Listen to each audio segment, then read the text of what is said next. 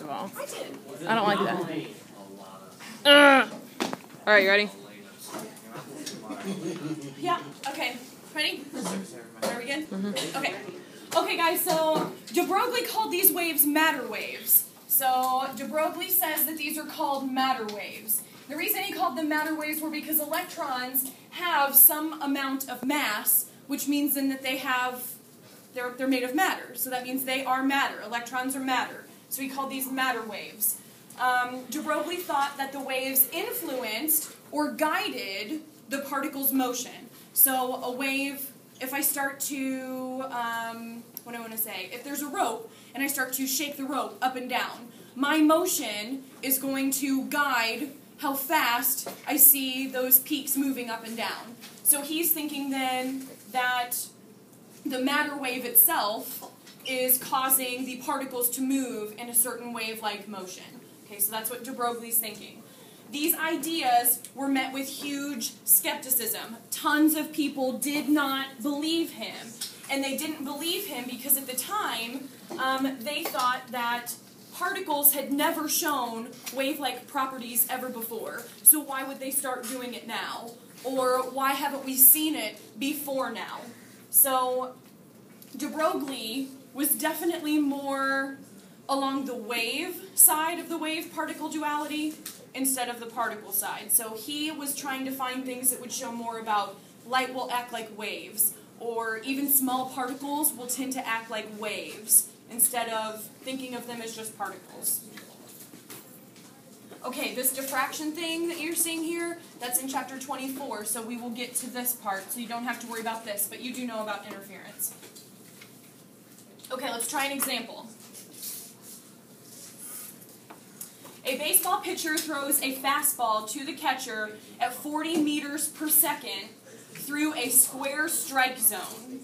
The square opening is cut in a sheet of canvas and is 50 centimeters on each side. If the ball's mass is 0.15 kilograms, then let's do A first. What is the wavelength of the de Broglie wave associated with the ball? They are asking me specifically, they are telling me I'm trying to find wavelength and something with the de Broglie wave.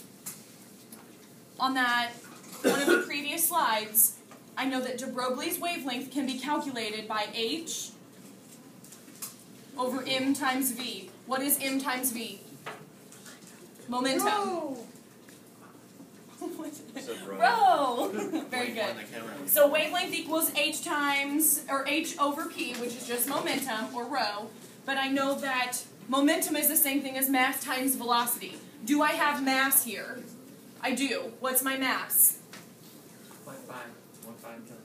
Very good. So I know that my mass is 0.15 kilograms. What speed or velocity is this baseball traveling? 40. 40 meters per second. Okay, well they didn't give me H. You two, tell me. Why didn't they give me H? Because it's a constant. They're trying to trick us. They're not trying to Okay, it's trick definitely you. a constant, Michael. It's Planck's constant, and where will we find it, AP children? In the front of your test booklet. Oh my Planck's god. constant should be 6.63 6.8? times 10 to the negative 34th. I think that's right. Let me check. Look what it says, please. Yeah, that's right. Okay, so I have 6.63 times 10 to the negative 34th, a joule second. We're dividing that by 0.15 times 40. When we do this,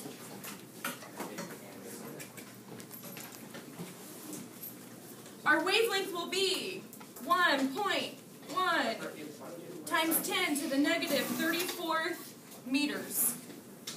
Is that a very, very, very tiny, tiny wavelength?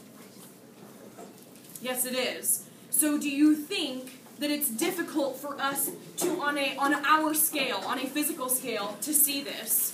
Yes, it is. So this is exactly the reason why we don't see electrons behaving like waves. So he's trying to show everyone that people may be skeptical because the wavelengths are so tiny, but they will try to act like waves. They try to move like waves. Okay, so this is A.